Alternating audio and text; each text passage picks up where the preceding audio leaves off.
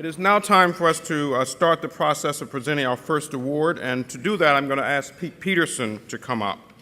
I am now very pleased to introduce Pete. Pete is a legend at CED. More importantly, he is a legend, I think, globally. He is, for me, a friend, a mentor, and an inspiration. Pete is CED's longest-serving trustee, and we all remain inspired by everything he has done. His business acumen in co-founding the Blackstone Group, his public service as U.S. Commerce Secretary, his commitment to our country and to fiscal health, his generosity as a philanthropist, and his grace as a distinguished man of letters. Pete founded and served as chairman of Peter G. Peterson Foundation, which all of you know is a nonpartisan organization dedicated to raising awareness of America's long-term fiscal challenges and promoting solutions to ensure a better economic future. Prior to starting the foundation, Pete spent more than 50 years in business and in public service. As I've indicated, it's well known, he started the Blackstone Group. Before that, as you well know, he was chairman and CEO of Lehman Brothers and Lehman Brothers cum laude, and he's certainly been important to us because he's established the Peter G. Peterson Award for Business Statesmanship to promote the principles Pete has espoused for many years. In fact, it was nearly 10 years ago when Pete asked the country in an op-ed that appeared first in the Washington Post, "Where have all the business patriots gone?"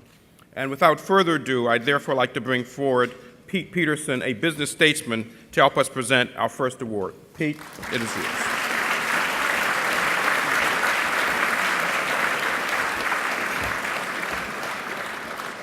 Thank you, Roger. As you just heard, I have the distinction of being referred to as CED's longest-serving trustee, 39 years and still counting. But as I think about it, longest-serving, is that a kind euphemism for the oldest member of CED? Tonight, I too have the pleasure of mentioning another number, the commemoration of CED's 70th anniversary, 70 years of fostering business statesmanship. And tonight we honor Alan Mulally with the CEO's Business Statesmanship Award. The award recognizes business executives who champion issues that are in the general interest and the public good rather than simply in their own companies or their own personal interests, and who hold themselves to the highest standards of integrity and excellence.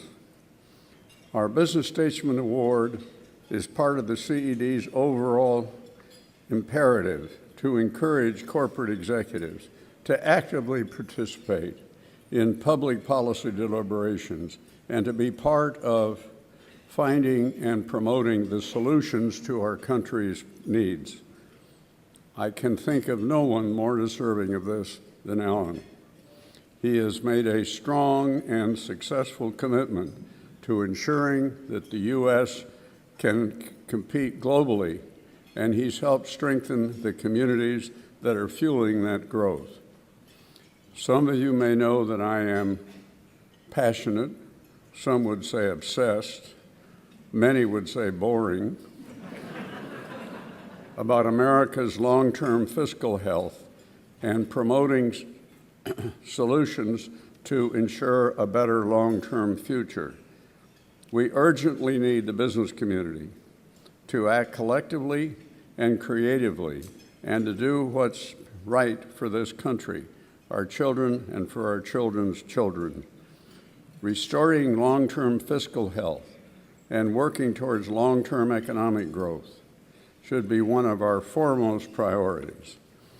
Alan's tenure at Ford has been remarkable, turning the company around with an amazingly quick revival during one of the worst recessions in America's history. He has also been a leader in the education reform community. At Ford, Alan has become a stellar leader with the One Ford strategy. It encourages focus, teamwork, and a single global approach to success. He emphasizes working together as a team to achieve leadership positions, while at the same time, he strives to achieve impressive results. The tenets of the One Ford strategy include great products that are of the highest quality. 2, strong businesses that align customers, employees, communities, and partners, and a better world with focus on sustainability and the environment. Al's commitment to reducing the potential for environmental, economic, and social harm sets a great example for the rest of us. And as Ellen so rightly stated recently, we have to make manufacturing a priority, and that's the foundation of everything associated with the economy. Everything needs to be looked at through that lens. Ellen, you are a devoted citizen, a stellar leader, and an active champion, not only of policies and the commitment to continue to help Ford, but to also help the country that you and we love. Alan, you are a true business statesman. Please come forward for your award.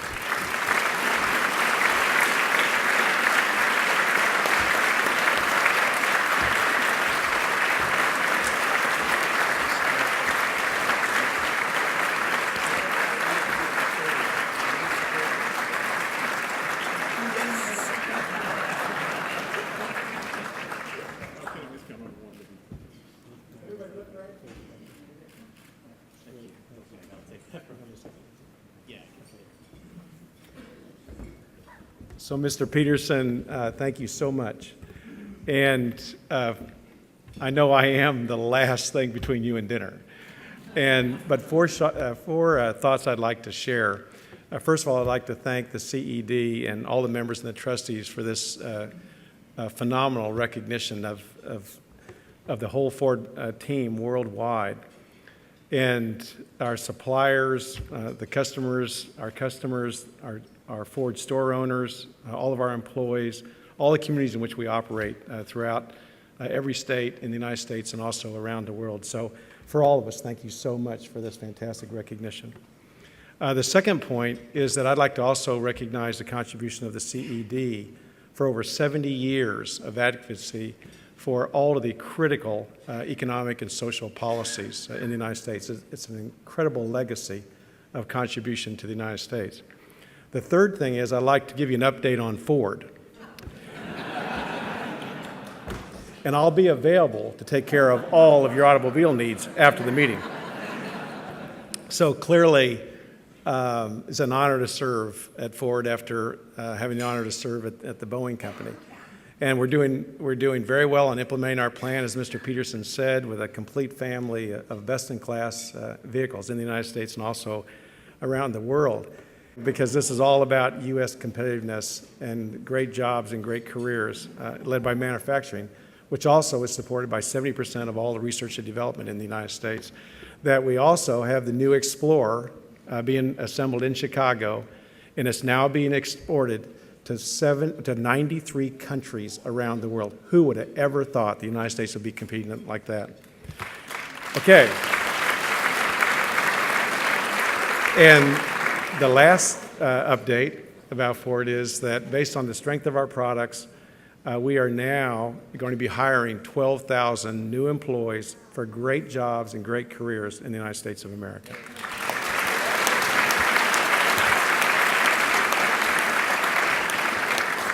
Okay, and my point number 4, and my last point that I want to share is, and Mr. Peterson said this earlier, there has never been a more critical time for the United States of America for leadership and working together as right now.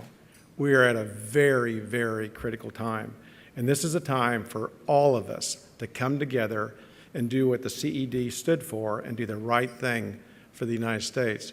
And I would like just to assure you that the Ford Motor Company will continue to work with the CED, with the Congress, with all the participants and the administration to further the agenda for economic development, energy independence and security, and environmental sustainability. So again, thank you so much for all the people associated with our Ford. Thank you.